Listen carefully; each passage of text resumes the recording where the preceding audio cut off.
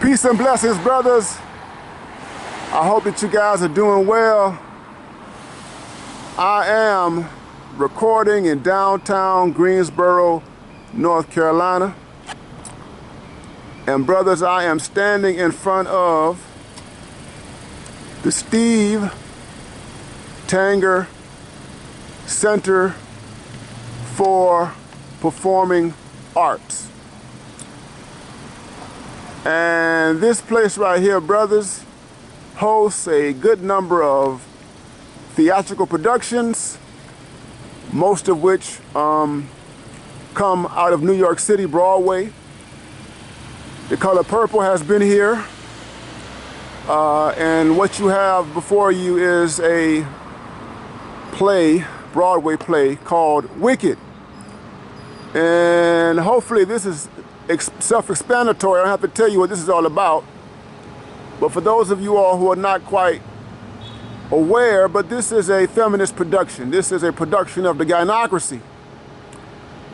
And the Gynocracy over 50 some odd years, particularly as it has been engineered and shaped by white women, the white female imagination, it has been inspired by the tradition of goddesses and witches. And radical feminists back in the 1970s, radical lesbian feminists in particular. Mary Daly is a major figure in that movement. She's deceased now. But they promoted the idea of witchcraft. They promoted goddess traditions. They promoted something that separated them completely from men. And they turned it into an esoteric movement within feminism. But over the course of time, it got traction and it grew. And so now, this type of Wiccan, witchcraft, witch-based feminism is very, very popular. So much so that we have black women, so-called educated black women, who have identified with forms of witchcraft. Not European witchcraft, but witchcraft that comes from indigenous cultures.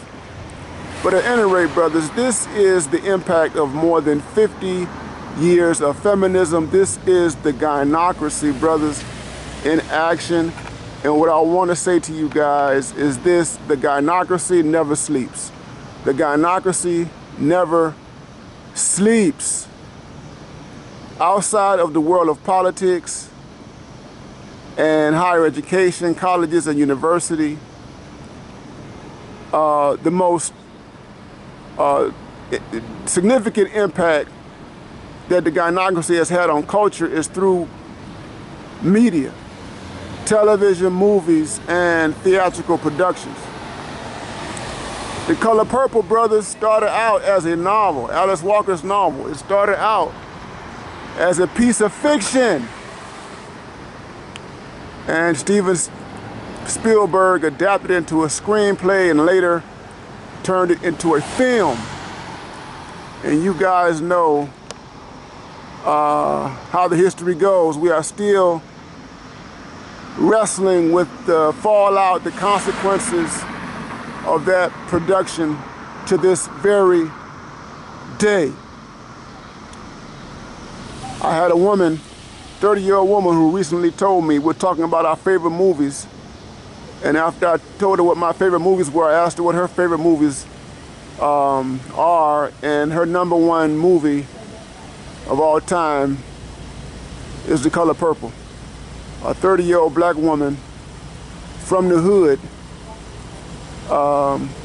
who was born after The Color Purple, and who's probably never even read the work of fiction under Alice Walker's name. But the point is, guys, is that the Gynocracy through theater, through the imaginative productions, is influential, and it never sleeps in terms of pushing its program and agenda. This is how it's done. Brothers, a lot of people are going to be out here when this theatrical production begins. Of course, you're going to have lots of white women out here, lots of white men out here, liberals, You're gonna have your LGBTQ people, your trans folk, they're gonna be out here. Trans, they identify with this stuff.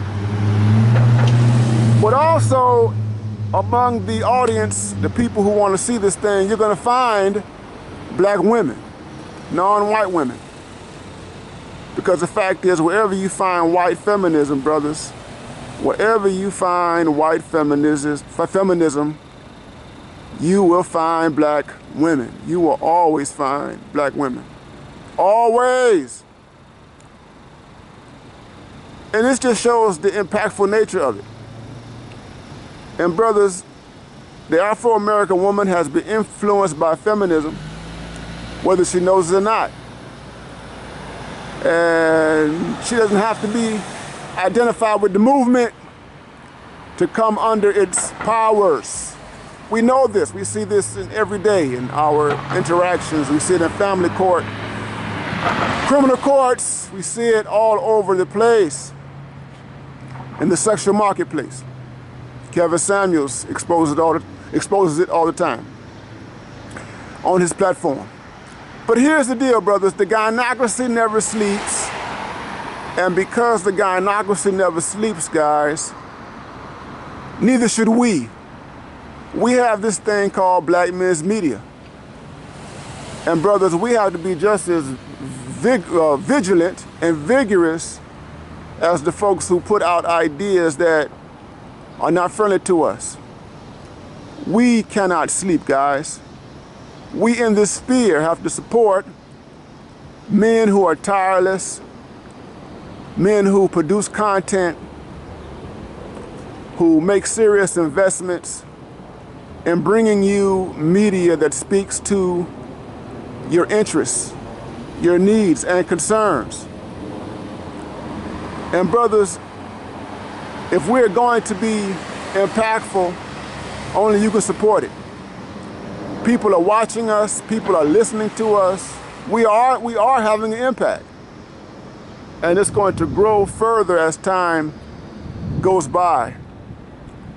And we have the kind of technology available to us that, hell, Alice Walker and Steven Spielberg did not have when The Color Purple came out. But here's the point, guys, is that the gynocracy never sleeps. It never sleeps. And you cannot take this stuff for granted.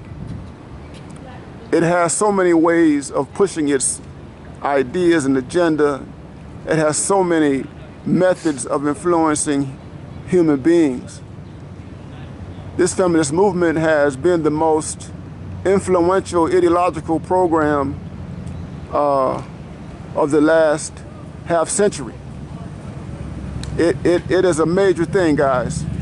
Not only in the United States, but in different parts of the world, especially the Western world and those parts of the so-called non-Western world that have significant Western influence, like Africa and the Caribbean. It is what it is, guys. And we need black men to continue to push this thing forward. And we need more content creators and more creative people to expand black men's media. This is where we are, guys. We need your unfeigned and unflinching support in all manner, in all aspects.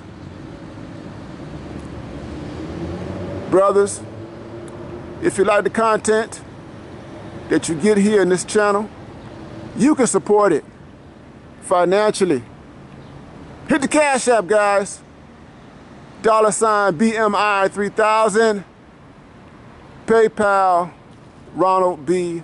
Neal.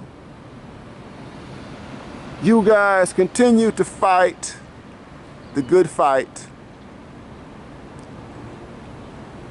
And take care. BMI, BMA, and BME. Peace, brothers.